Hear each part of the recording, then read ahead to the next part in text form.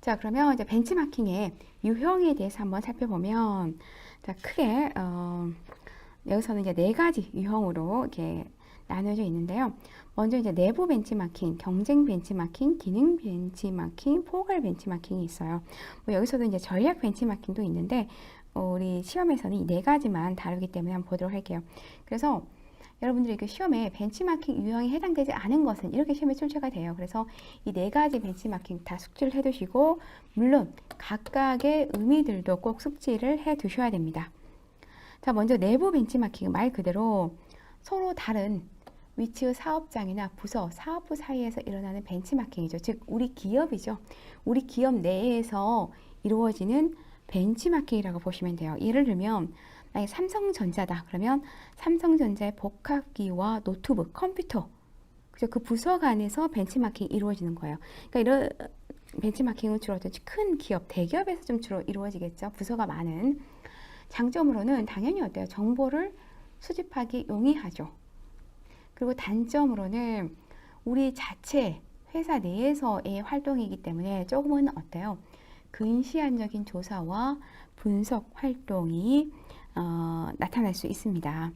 다음 이제 경쟁 벤치마킹이라는 거는 동일한 고객을 대상으로, 우리 경쟁사인 거죠. 동일한 고객을 대상으로 제품 또는 서비스를 판매하는 직접적인 경쟁사에서 일어나는 벤치마킹 활동이다라고 이렇게 보시면 돼요. 그래서 이제 장점으로는 아무래도 만약에 자동차 회사다. 그러면 우리가 현대예요.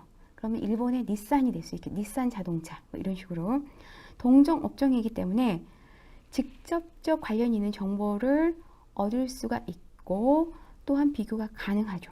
가능해요. 근데 단점은 어때요? 아무래도 경쟁사이기 때문에 정보 수집이 어렵고 또는 이 경쟁사가 정말 적대적인 관계라면 솔직히 활동이 불가능하죠. 그렇기 때문에 주로 하는 게 뭐 스파이. 이런 되게 많잖아요. 중국에서 우리나라 그 기술력 많이 이렇게 스파이로 해서 빼내죠. 왜냐하면 정보 빼내기가 힘들기 때문에. 그래서 어떻게 보면 이제 직접적인 경쟁사이기 때문에 최대한 정보를 누출하지 않으려고 하죠. 그래서 우리나라 어떻게 보면 자동차 산업이 이렇게 많이 발전할 수 있었던 이유는 어떻게 보면 이 경쟁 벤치 마킹의 노력이라고 좀 보시면 될 것 같아요. 다음 이제 기능 벤치마킹이라는 거는 최신의 제품 서비스 프로세스를 가지고 있는 것으로 인식되는 조직을 대상으로 한 벤치마킹이다라고 보시면 됩니다. 그래서 그 기능 벤치마킹은요, 기업에 초점을 맞춘 벤치마킹이 아니라 뭐냐면 작업 프로세스에 초점을 맞춘 벤치마킹이라고 보시면 돼요. 그러니까 예를 들면 창고 운영을 어떻게 하는지, 잘하는 창고 운영에 대해서 벤치마킹하고 출하 상태라던가 또는 추적 관리를 잘하는 기업의 그런 추적 관리 그런 프로세스를 벤치마킹 하는 거죠. 그래서 장점은 새롭고 혁신적인 기법을 발견할 수가 있습니다. 새롭고 혁신적인 이러한 기법을 발견할 수 있지만 단점으로는 서로 다른 업종이기 때문에 방법을 이제는 오기가 힘들어 벤치마킹 활동에 많은 시간이 걸릴 수 있다라고 이렇게 보시면 돼요.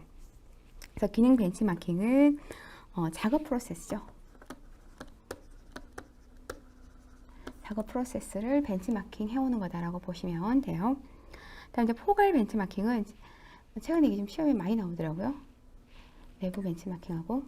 자, 포괄 벤치마킹은 관계가 없는 이종 산업 간의 벤치마킹인 거죠. 그래서 관계가 없는 다른 업종 기업에 대한 벤치마킹은 그러면 포괄 벤치마킹이 됩니다. 그래서 예를 들면 뭐 수입차 전 시장 내부에 대한 그런 그 벤치마킹을 어디서 하냐면 호텔이죠, 호텔.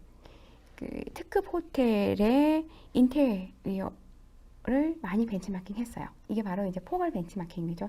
전혀 관계가 없는 다른 업종의 그 기업들에 대한 벤치마킹이 바로 포괄 벤치마킹이다라고 보시면 됩니다. 그래서 이 벤치마킹 네 가지 유형 꼭 숙지를 해두시면 좋을 것 같아요. 시험에 자주 출제됩니다. 자, 그러면 이렇게 벤치마킹을 하는 이유가 뭐냐? 벤치마킹의 이유를 보면 자, 마이클 스펜돌리가 제시한 벤치마킹의 이유. 먼저 첫 번째, 벤치마킹은 전략적 목적으로 사용됩니다. 시험에 뭐 벤치마킹은 기능적 목적으로 사용된다 이렇게 말바꾸기로 출제가 잘 되는데요. 아니죠. 전략적 목적으로 사용되고요. 그리고 여러 분야의 정보를 수집하는데 아주 유용한 도구로 사용됩니다. 예를 들면 경쟁이 어떻게 펼쳐질지 또는 현재 생산되고 있는 제품이나 서비스와 관련된 최첨단의 기술이 무엇인지, 그리고 사업을 영위하기 위한 재정적 조건이라던가 또는 고객이 어느 계층인지에 대한 아주 유용한 정보를 수집할 수 있는 도구가 되는 거죠. 벤치마킹은. 다음 벤치마킹은 시장의 변화를 예측할 수 있게 해준다.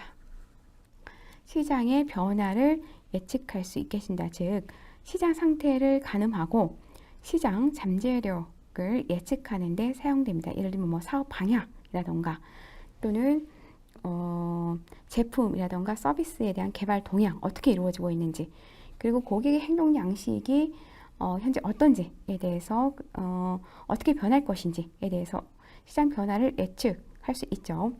다음 벤치마킹을 통해서 경쟁 업체 또는 초우량 기업과 제품 그리고 경영 프로세스를 비교함으로써 자사의 경쟁력 또는 서비스 향상 방법을 파악할 수 있다. 그러니까 벤치마킹은요, 경쟁 업체의 뛰어난 제품이나 프로세스에 관한 정보를